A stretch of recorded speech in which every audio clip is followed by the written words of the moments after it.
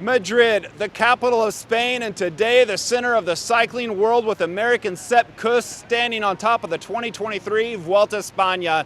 It's been a long haul, 3 weeks, 21 stages, 3,150 kilometers, but the Spanish Grand Tour pulls on its brakes here in Plaza de Ceballos, and history is made. One team has won all 3 Grand Tours in cycling, never before done. The Giro d'Italia, the Tour de France, and now the Vuelta España.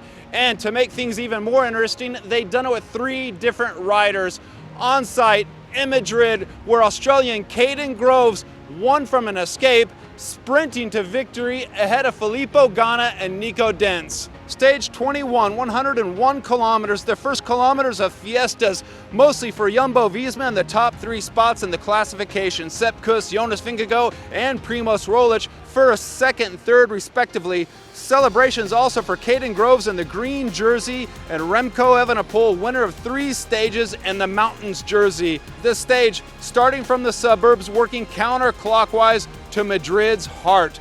10 final circuits, completing the day, 5.8 kilometers each circuit. After the parties, the teams got to work, specifically the sprint teams, DSM, UAE Team Emirates, and EF Education Easy Post, to help ensure a sprint. But there was a curveball thrown, specifically by Bora Hansgrohe, with the attack of Lenny Kamna and Nico Denz. Joined by Rui Costa, the 3 worked their way free, and behind, well, is Filippo Ganna. Also joined by his teammates Omar Frel, Kim Hajduk, and in tow, the green jersey of Kaden Groves and the polka dot jersey of Remco Evenepoel. It was around about 33 kilometers out. Those groups were coming together. We had a group up front, one of the Ineos riders, Ganna, Remco, Kamna, Nico Denz, Costa, and the green jersey, the sprint king of this year's Vuelta España, well, Kaden Groves. What an odd way for him to try to go for the sprint victory today, but he wanted to ensure that Remco Evenepoel didn't get any points in the green jersey points competition and steal away the green jersey on the last day, stage 21 in Madrid. Escape like these on the final day of a Grand Tour, they rarely succeed, but you have to consider the engines that was in the move.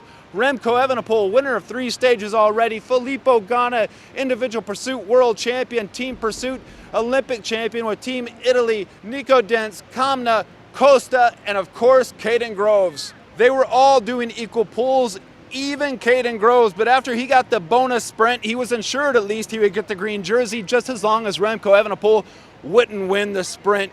At 1 kilometer to go, 8 seconds, we saw the look behind. It was UAE Team Emirates doing the work for their man Molano, who won the sprint victory here last year in Madrid. We saw Rui Oliveira up front working for UAE early on, but it didn't look like they were going to be able to pull it back coming into the final meters. Well, Kaden Groves opened it up after a little surge by Remco Evenepoel. Nico Denz in there. The 3 came to the line. Kaden Groves ensured the points green jersey, but also another stage win, his 3rd in the Vuelta España.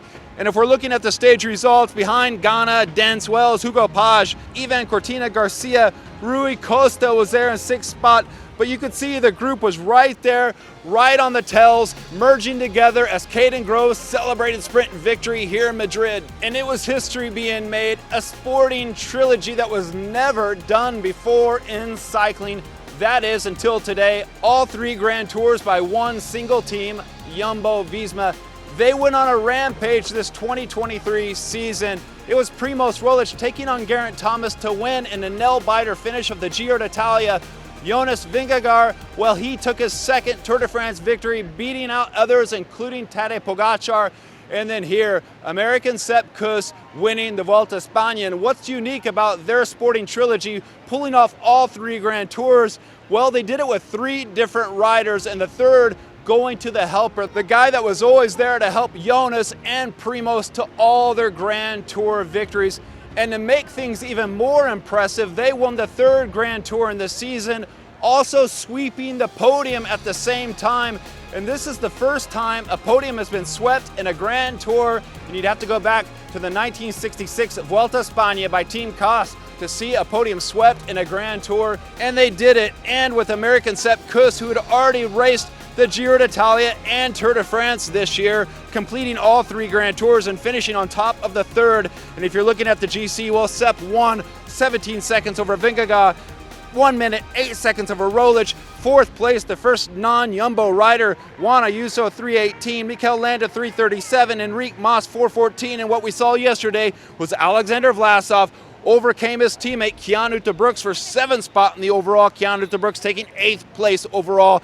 And what's interesting is we go all the way down to the bottom of the GC classification. 148 riders to finish out this Vuelta a España. Rui Oliveira, the sprint lead-out man for Sebastian Milano, finishing 4 hours and 32 minutes behind Sepp Kuss.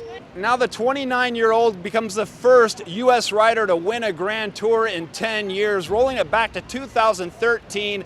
And that was Chris Horner, in fact, winning here at the Vuelta a España. It's been a long progression from mountain biking, going to Gateway, Harley Davidson, winning at Redlands, the mountain stage, then joining with Team Rally, then getting a shot to ride with Jumbo-Visma, riding his first Grand Tour, the Vuelta a España in 2018, winning a Tour de France stage in 2021, a Vuelta a España stage. All that led to this point today, but it was a hard-fought 3 weeks for Sepp Kuss to get on the top of the podium here in Madrid. He had to battle everything, and the team, it came into the race with Primoz and Jonas as the team captains, and Sepp became their wild card, and they used him, but it would cause a lot of confusion. It was stage 6, Havalambre. Sepp winning the escape and won the stage, putting in 3 minutes on his rivals, including star favorite of the race overall, who won the race last year, Remco Evenepoel, but also 3 minutes on his own teammates, Jonas Vingegaard and Primoz Roglic.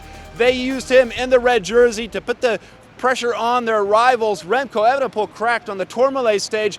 Then things got interesting in stage 16 at Bejas. Jonas Vingegaard wins for Nathan van Hooijdonk, who was caught up in a crash in Belgium. Thankfully, he's okay. Then again the next day, the Angliru stage, Primoz Roglic attacks, Jonas follows, and they put time into their own teammate Sepp Kuss. Instead of helping the guy who helped them win so many Grand Tours, they were churning the screws on Sepp Kuss. The team had an emergency meeting that night, and the next day, Sepp told us, that sometimes you gotta stand up for yourself, and that day we saw a different Sepp Kuss, and from then on out we saw Jumbo-Visma, after all the pressure from social media, they came to and they started working for Sepp Kuss to get to this point today here in Madrid. He changed his tune, but perhaps won't forget how Jonas and Primoz rode in those days, and up on the podium, standing there next to those two, the American national anthem playing. Sepp gave an acceptance speech afterwards. He also did it in Spanish, winning the hearts of all the local fans watching here. He remained strong, surviving crashes, crosswinds, and mountains. 14 days in the race leader's jersey to be the winner of the 2023 Vuelta a España.